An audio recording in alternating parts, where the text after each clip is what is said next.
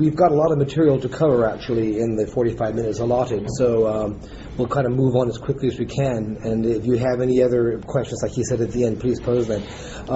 We've all been living in Europe now for over almost 20 years. I guess over 20 years, all of us. And back in the late 70s, early 80s, there was a real migration of brass players, particularly horn players, that went to Europe to look for work. Back then there was a lot of work available in Germany particularly, and we were part of that sort of exodus to Europe to find work.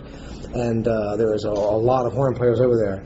So it was no surprise that after a while, particularly David and Jeff were in the same orchestra in the Philharmonia Hungarica, along with several other Americans, and they met occasionally to play horn quartets, just for fun mostly. And they discovered that they were pretty good together. And they also played alike, because we trained in the States, and we were living in Germany or other surrounding countries where they played differently. And it was kind of nice to meet with like-minded individuals, if you will, and play in a style that you grew up hearing and playing, and also speaking your own native language, because we obviously live in foreign languages. And so that was the original idea of why the quartet got together. David very quickly assessed the feasibility of founding a horn quartet with a serious intent to it, and because the players that started it back in 1982 were very, very good players and are very well-established players in Europe today. And they started this quartet without a name, really, at the time. It didn't have a name. And then it became logical that we would call ourselves the American Horn Quartet, because in the very early days, we'd play little gigs here and there. We'd play little church gigs or play a party. And for the Germans, we were the Four Americans. It was clear. The Four Americans are going to be here at 8. And so the Horn Quartet's going to be here. The American Horn Quartet's going to be here. So that's how it happened. We've been doing this now for 20 years and performing all over the world. But we have been principally self-managed the entire time, and I think that's been a source of extreme frustration for us, and it has been the moot point of a lot of difficulties in the group. Has been the self-management side of it. So we're going to try to talk about these topics: founding of an ensemble, your own ensemble, as well as how to govern yourself, self-governing, or is it worth it, for instance, to look for an agent? We'll address things about, tons of details. Well, I suppose it depends mostly on what your ideas are, what you want to do with this group. Obviously, if you just want to get together and have fun, you can do that with anybody. So it's best just pick your friends, because you're not talking about making a living doing this, or you don't want to travel too far if you're not going to make a lot of money. Obviously, you have to pick people that are somewhat in the area. Now, obviously, we don't live all that close to each other, so one could pose the question how to do this. Well, because the two of them both play in Germany, and Carrie plays in Luxembourg, and I play in Switzerland, or did. Now I teach full-time Switzerland. And so the problem is, it comes down to, unfortunately, dollars and cents, if you will. You can't have a group where you live that far apart and not say, okay, look, every time we come together, we basically have to make $600 or $700 because we have to invest that money just to come together to rehearse. So we've found, fortunately, in the last few years, there are some cheap flights. I think they have such these in the States, probably even better than in Europe. But in the beginning, it would be smart probably to do as you are right now. I would suspect you at the school, pick people that are basically your same age, right in the same place. College is an ideal place to create an ensemble, because you have all the people that are more or less like-minded in one area. And when the weather's like this, there's not much else to do but to practice, quite frankly. So it's good.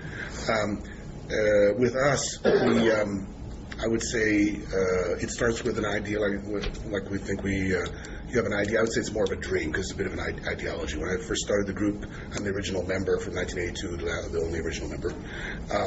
We came together, and we immediately saw that we had problems, because basically, if I didn't find us a gig to play a church, was Carrie was talking about, we couldn't afford to come together, because even then, one guy lived in Zurich, which was a couple hours away, and the other guys lived in Germany, which was significantly further away, so we couldn't basically, it didn't make sense to rehearse unless you could at least break even, at least, have zero at the end. So we had some problems, and then fortunately we came to, it got a little easier for us, because obviously these guys all have jobs. So if you don't have to live from it, that's like all the great soloists like Baumann and Tuck, all these guys, they all had jobs.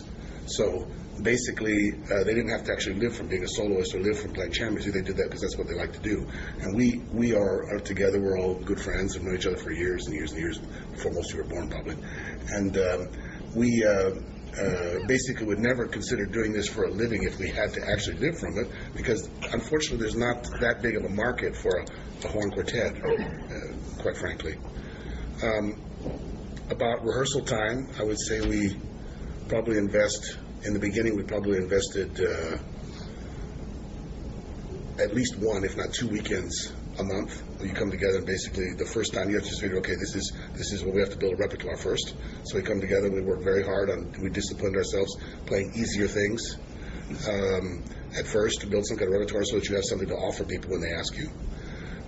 Afterwards, you could delve into, like, for instance, when I first met Kerry, I didn't know he was such a fine composer. I just met him. I thought he was a good horn player, seemed like a nice fellow. I met him at a competition in Geneva, and it just worked out. It was a nice thing, and he started writing things immediately. So we solved one of the problems. One of the biggest problems we have is repertoire.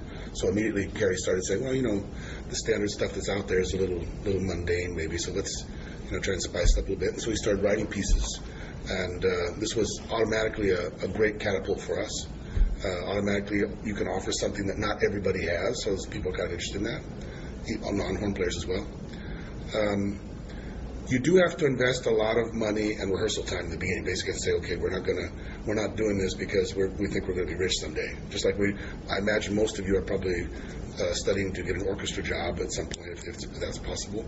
And we all know that no matter where you go into an orchestra, even if you're in one of the finest orchestras in the world, you're not doing it because you think you're going to be rich. You're doing it because you want to play music, and they have good benefits, and that's great. Things work out great. But there are plenty of people we know that play in orchestras that even a really great living, but they still just want to do it because they want to do it. And that's why agents is kind of a sore point. I suppose one could have a great experience with an agent. If you just have that one in a million type of situation where someone just happens to discover you, they went to your horn recital, your junior recital, or senior recital, thought you played great, and they approach you. But we've never had this experience. And we've played a lot of really nice places, and generally what happens is, before you have a reputation, no one wants to touch you because you're too big a risk. They see themselves investing a lot of money and energy into you with not much payoff. And let's face it, in the end, unfortunately, it is a business, and the agent doesn't see you as a moneymaker in this business. Or they generally speaking tend to be the other sort, whereas once you've made a name for yourself and you have a certain audience, or you found a niche where you can play regularly, then of course what they want is they want to make money off of what you already established without actually doing anything. And unfortunately, most of the experience that we've had with agents, although I'm sure there are many that are perfectly wonderful and all that, they're either not A, interested in a horn quartet, or B, they already have a brass ensemble of some kind that they're pushing, and so we represent a competition. Whether we're better or not, we represent a competition for that. It's if you're managing, let's say German brass in Germany, and you take on the American Horn Quartet, now you have a problem because it's a conflict of interest. For the manager, it's completely irrelevant which one of the groups they push, because they make their money off of the sale of an ensemble. But for us, of course, it's not irrelevant.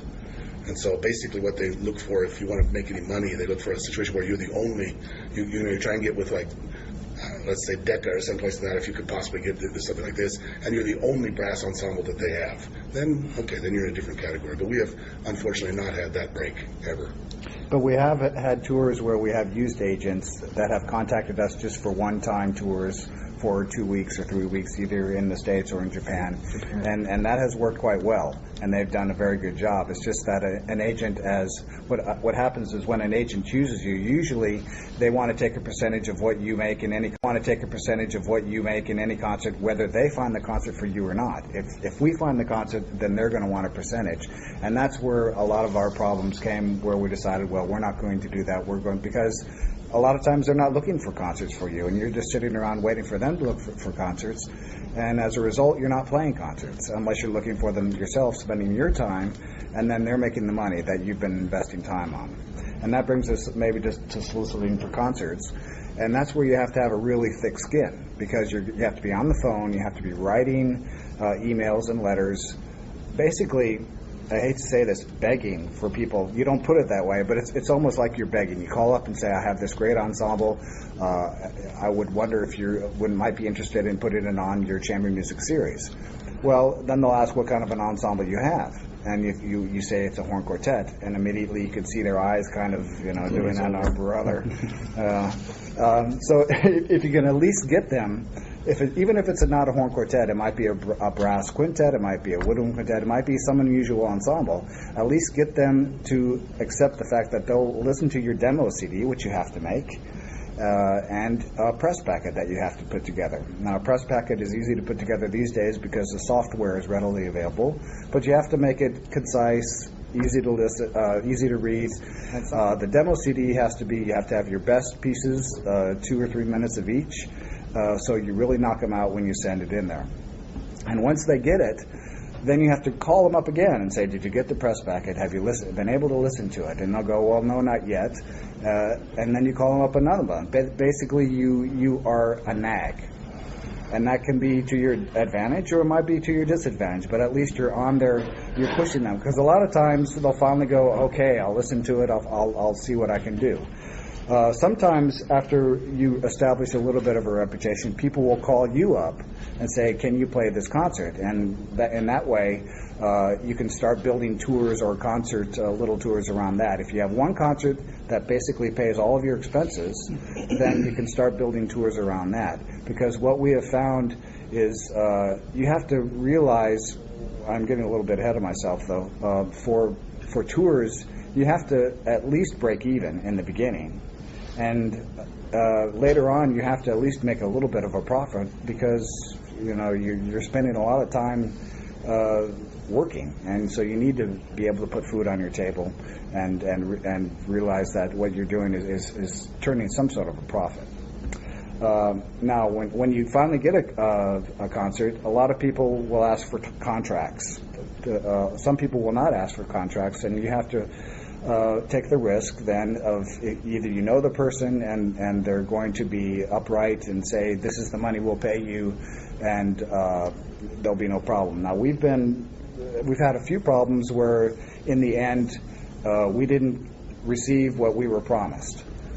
We had no contract in that. I think even if we did have a contract, it wouldn't have done any good. But it's always good in those cases just to say, have a piece of paper and say, this is the contract that we have, and have both parties sign it. It doesn't have to be complicated. It just says we agree to play on a certain time, at a certain hour, and these are the materials we need. And if there are circumstances where the weather is so bad that we can't get there, then no money will be paid, but the concert will be rescheduled at a different time. So it just needs to be very basic and concise. Now, another way to get concerts is by finding grants.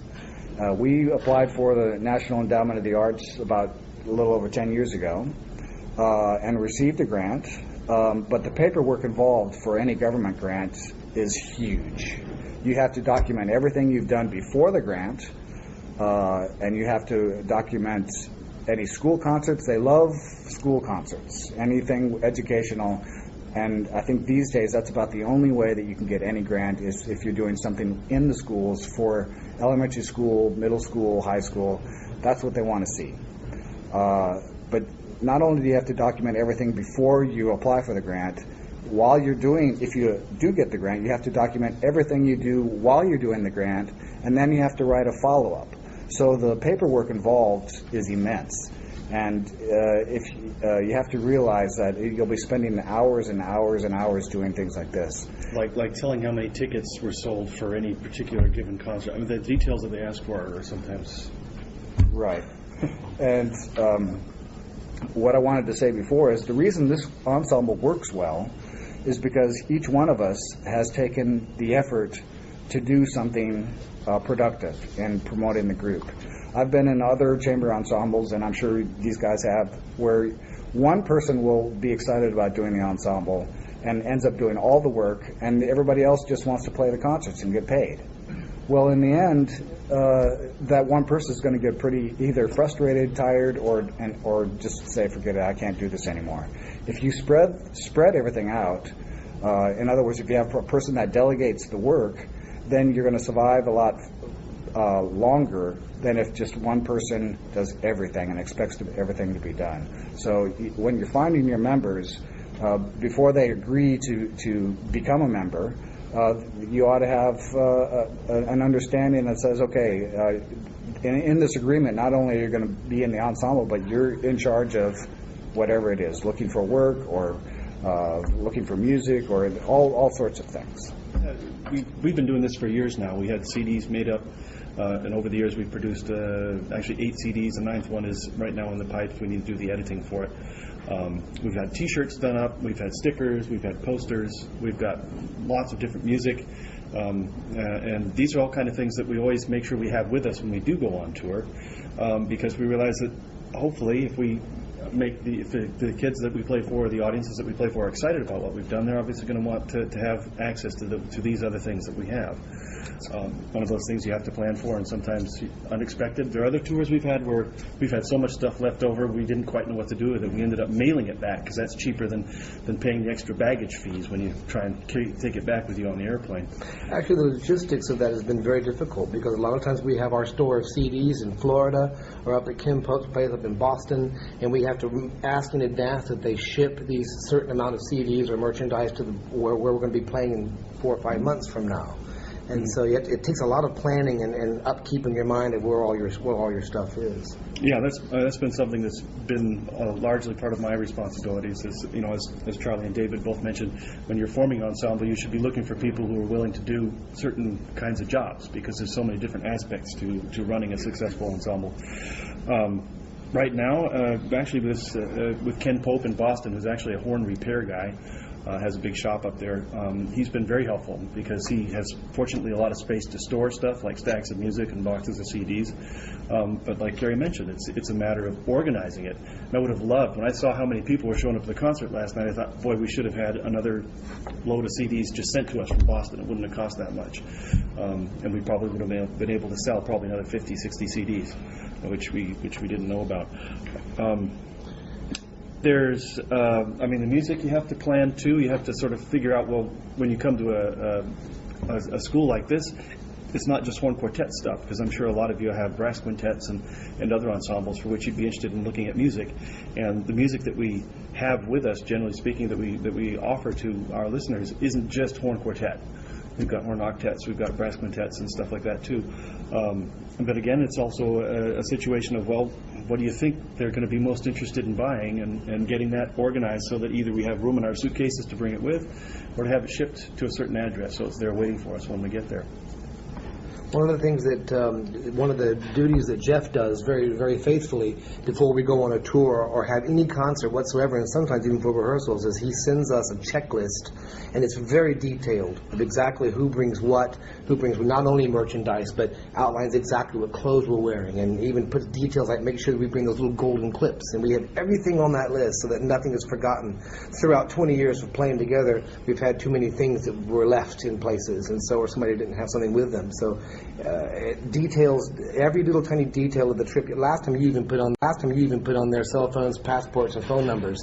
Everything was on the checklist. It's a very important element for a self-managing ensemble, I think. This brings, talking of CDs, this brings up the topic of producing your own CDs. We have a lot. I guess we have about 7 CDs now. We've done 8 CDs. And a 9th on the way. And it's kind of a complicated situation. Really gone are the days when a major record label heard you play a concert someplace or heard one of your demos and said, hey, we want to bring you on. We want you to make 2 records for us a year, and we'll pay for the whole thing and put it on the label and, the whole works. I mean, it's very, very rare to find that unless you're in the absolute upper echelon of the music business and are very, very well managed. Or you do rap. Yeah. Most of the ensembles that we know of, even very, very successful ones, have always been rather frustrated with their recording careers, and reached a point, as we did in the early 90s, where we couldn't believe that we had to pay for this ourselves. And that's what I tell people when they ask us, was that actually, the truth be known, we had to fork out the bucks to begin with to pay for these things, and we had to hire recording engineers, and we had to design design our own booklet, pay for the printing of the booklet, pay for the printing of the CDs themselves, actually, and the delivery, and pay for the post and the customs, like Jeff said. All of these expenses and we keep exact track of how much they cost, and it makes the production of a CD very, very expensive. We were never paid to do a recording. We had to pay ourselves. But see, the idea is that then they deliver you 1,000 or 2,000 CDs, and then they say, well, now you're going to take these on the road and you're going to sell them, aren't you? And you're going to sell them for $15 a piece. So all you have to have concerts to do that. And see, I had this argument with our original label, which was EBS in Germany, because they really were very stubborn about it. We knew we were making them a lot of money. They had our CDs, they were selling them around the world. We knew they were making money on us, and yet we couldn't get them to actually take us on and foster us, so to speak, and make it and invite us to record, and they'll take care of the details. We still had to pay for everything and give it to them. And when I pointed out to these guys that they're making money on us, they would say, well, how much are you selling your CDs for? We'd say, about 20 euros. They'd say, and how many have you sold? We sold 1,000. Sounds like a pretty good profit to me. And 20,000 euros, and it was a good profit, and it is true. And we reordered on just about every CD we've ever done. And so in the end, because we tour and we play, and that's one of the reasons we bring these things with us and put them out on tables, is because that's how we're paying for the project. Paying for the recording project. And I've done a couple of CD projects on my own, using these guys sometimes, and I have sometimes gone way over budget. There's always unforeseen costs that come into it, problems with editing or time, or sometimes the booklet ends up being more expensive than you thought. You have to pay for all these details. Now, getting to a label, we struck a pretty good deal with the MSR Classics back a few years ago, where they basically said, look, give us anything you've made, anything, the final edited version of a CD that you have produced, give it to us, and for $3,500 we will print up 2,000 copies, we will manage the website, we will take care of sales, we'll even do some limited distribution, and we'll give you whatever CDs you need whenever you're on tour. And that was probably the best deal we ever got. And so, and we get $5 royalty per CD that's sold by them on the web or in stores. And so that's one of the reasons the last several CDs have been done on MSR Classics. And that's more or less the same story I got back from Summit label, for instance. And there was a couple of other labels I had contacted several years back because we were really frustrated with EBS. We wanted to get away from them. So I asked a lot of different labels, and they said basically the same deal, $5 after they cover their costs. They'll take our finished product that we pay for ourselves, and then they'll sell it. And then they will take the profit until their costs are covered, and then they'll start giving you $5 every time they sell one. Now this moves on to another really bizarre sideline to this, and that is that we've released a CD recently on Naxos, which is probably the most popular label right now around the world. Naxos is everywhere, and they really promote their artists really, really well. But they don't give you a penny for it, and you don't have to pay anything either. You get the final product, you give it to them, and it's theirs, and you sign away the rights. So when we did the one with the Schumann Concertstück on there, it was more or less basically a gift to the world. Look, we recorded it, here it is, and this is what we did. But having said that, that CD is played on the radio all the time, so it turned out to be enormously good publicity for us. But I just want to say, we had to buy the orchestra. We had to travel to Poland. That was an expensive. Yeah. We had to spend 8 hours on the train getting over there, and pay the editing, we paid everything. Paid everything. Yeah. And so, but in the end, you hope that the publicity you get from it will result in engagements with orchestras or engagements as recitalists, and will slowly, over a course of many, many years, pay for itself. This has certainly been the case with me as a composer. With the very first CD, Unlucky Fusion, that I produced, paid for every penny of it. It was very, very expensive, way over budget. But what I didn't make the money back from sales of that CD, even though it sold very well. I made the money back from compositional commissions. People would commission me for $2,000 and $3,000 at a pop to write a piece, and so therefore it paid. But that's because they heard the CD that I had done. So it was a huge investment that we've had to do in advance, with the hopes that in the long run it'll pay for itself. As a footnote to that, we have our 9th CD, which we've actually already recorded yet, and next week I'll be helping the sound engineer with the editing. It's going to be different. For the first time, we're going to approach iTunes and see if we can sell it over their website. And if that doesn't work out, the other possibility that we're looking into is selling it directly from our own website for download. And that's sort of taking a step in a new direction, especially for us. The worry is, of course, obviously, if it's there available for download using the PayPal system and whatnot for people to be able to pay for it. Once it's downloaded, us to stop anybody from just making a copy, and we'll sell you one CD and you can copy it for all your friends here at school. But actually, frankly, that's the risk we run today. You can do that with CDs too. Right, and CDs, unfortunately, is as you've all been hearing, is a dying market, and I'm not sure what's coming. It's either iTunes, iPods. Mm-hmm. I don't know, but everybody says that in 10 years' time, nobody's going to be buying or playing CDs anymore. It's all, and we don't know where we're going to be in that.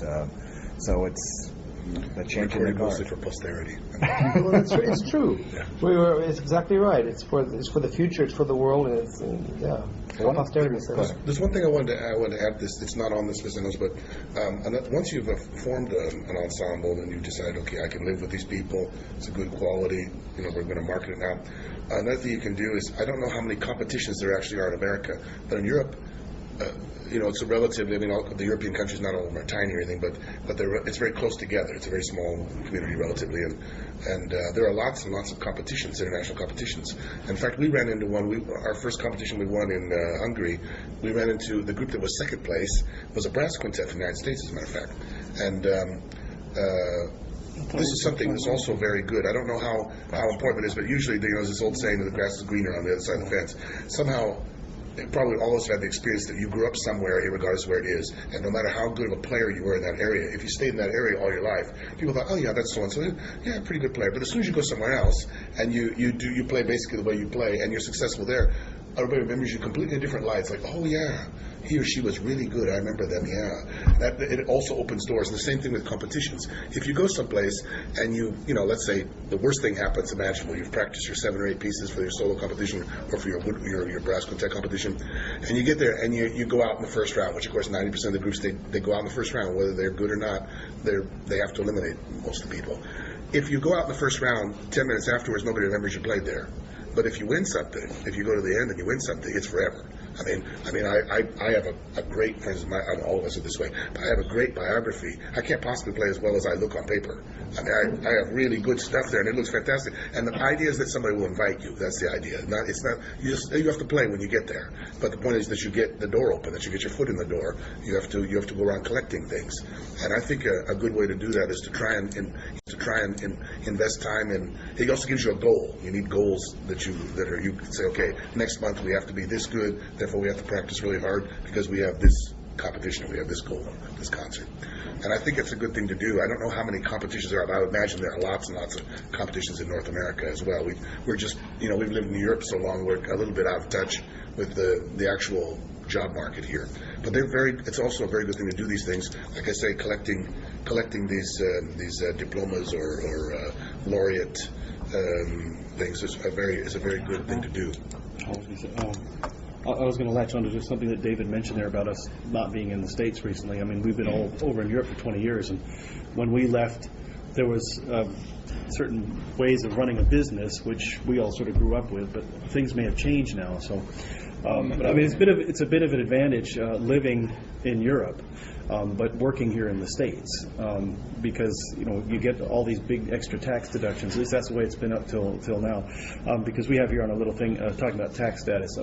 One of the things that's absolutely necessary at this point, I've discovered in the last year, if you have an ensemble and you're going to be doing concerts, you must have bank accounts for that ensemble and only for that ensemble. Especially now with the Terrorism Act. Yes, with all the Terrorism Act things going on. We ran into big trouble. It used to be real easy earlier. I just used my checking account, and I got a little signed piece of paper from the colleagues saying, we hereby authorize checks made out to American Horn Quartet to be deposited to the checking account of Jeffrey Winter. And that was on file at the bank.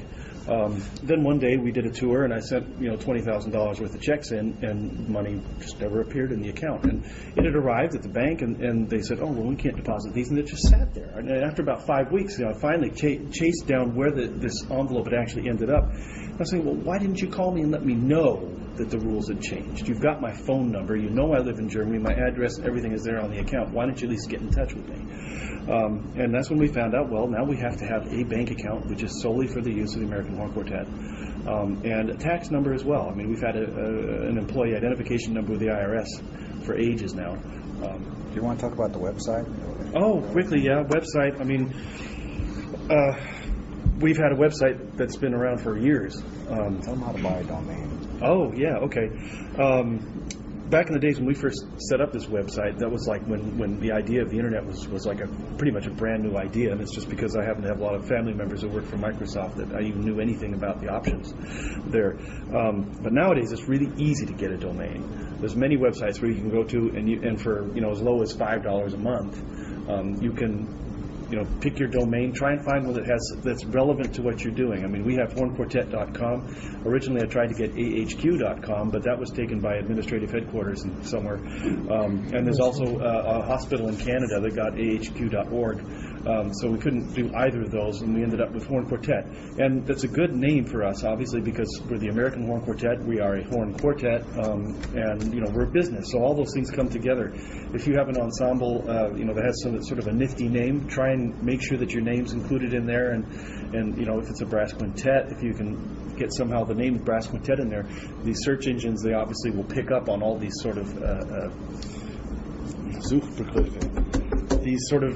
names that would have to do with your ensemble. So somebody's looking around for you, they'll stumble across it one way or another. Google entries.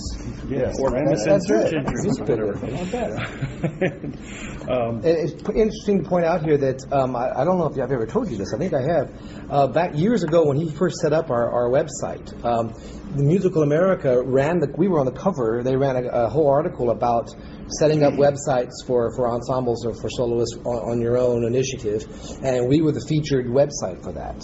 And I saw the article myself. I guess they never even talked to us about how we did it. I never heard they that. just researched it, looked at it, took some pictures, and showed. They thought they used us as an example of how you should set up a website. This is back when people were just starting to do that thing. Right now our website's kind of a bit old-fashioned. We're still using mostly the old format that we have, where you have a title page, but it includes everything you want to know about the Horn Quartet. What are your upcoming concerts or classes?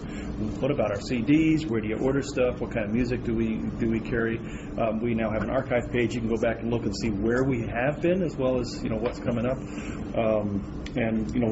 There's sort of pages that include lots of information about a particular CD production, lots of pictures and what was going on. And pretty soon, if things work out that way, we'll be moving into that new area where we're actually selling stuff directly from the website.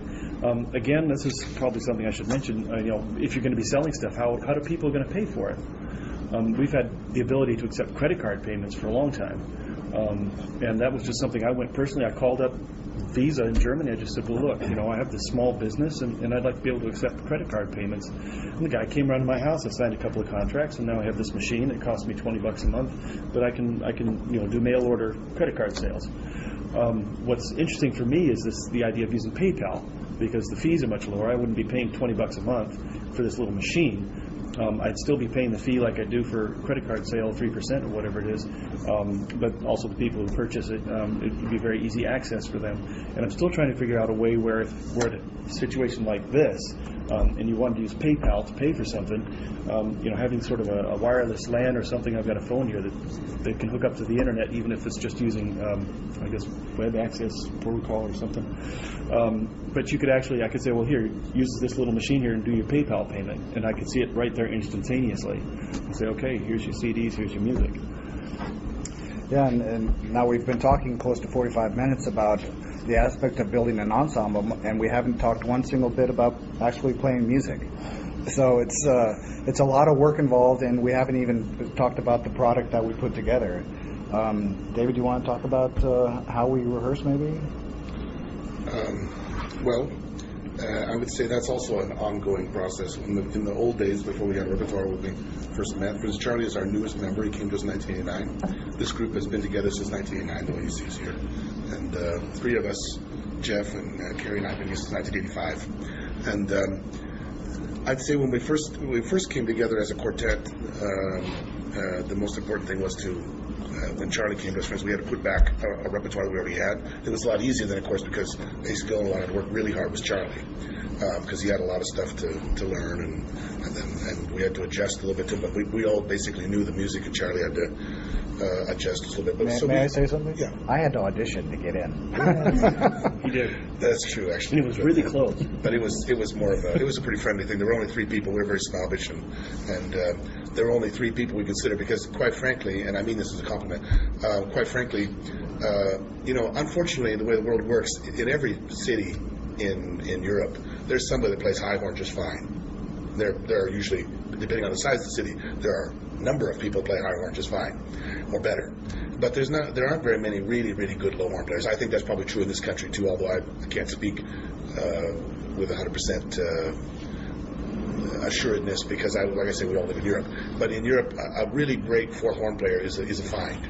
It's basically, it's like having it's more rare than a good tuba player in a brass quintet. Tuba players, I would imagine, I don't know their school at all, but although I auditioned for here many, many years ago. But I would imagine there are 2 or 3 excellent tuba players here, and that's just one school. But you can go. I mean, probably in Germany there are you can count on one hand the amount of low horn players as good as Charlie is, for instance. Okay, well now when we get together, it's a lot easier. Usually in advance, either Jeff or Kerry or Charlie has sent out a list saying what we're gonna be practicing, what the next concerts we're coming to do. We all have to practice individually, of which I'm probably the most guilty of not doing that very much. But anyway, we come together already having looked at our own music. We sit down, basically play through, I would say at least 75% of the stuff is things we've all done before, most of it's more than 75%. So basically it's a quick run through. We know already the little things that happen, that's not a problem. We do it one more time, it's going to be okay, I think. And then we usually have at least 1 or 2 new pieces that either someone has been sent to read, or we just, we want to do something new in a concert. So with that, we spend the majority, I would say, let's say 50% of the time on that new piece, and the rest of the time on the rest of the product. And we usually come together over Kerry's orchestra, for instance, they're a symphony orchestra, and they usually don't have services on weekends.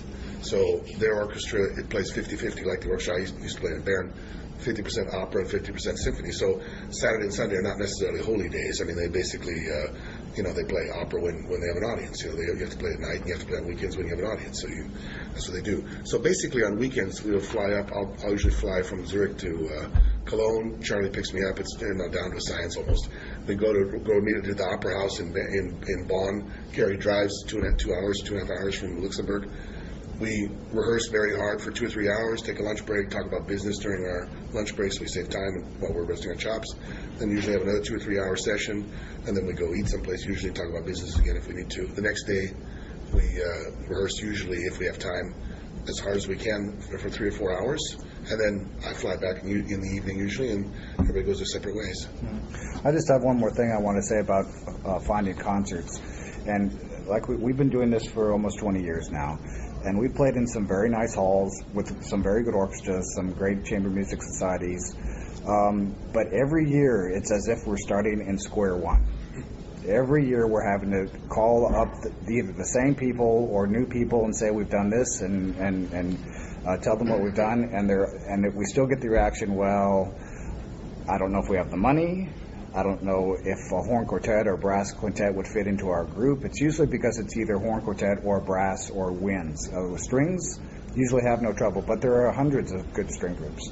So it's a constant fight, and that's where the agent comes in. It would be nice to have an agent come in and do all the work for you, but unfortunately a lot of agents don't do that, like we said before, unless they're making money. So you can't think that once you establish your reputation, you're on a roll and it's just going to happen for you. Sometimes we still get calls, which is great, but we're always looking, we're always on the phone, we're always writing, and it never ends. It's a never-ending battle, basically. You were talking about cold calling for concerts and booking gigs. How often how far in advance do you call for example, a chamber music series?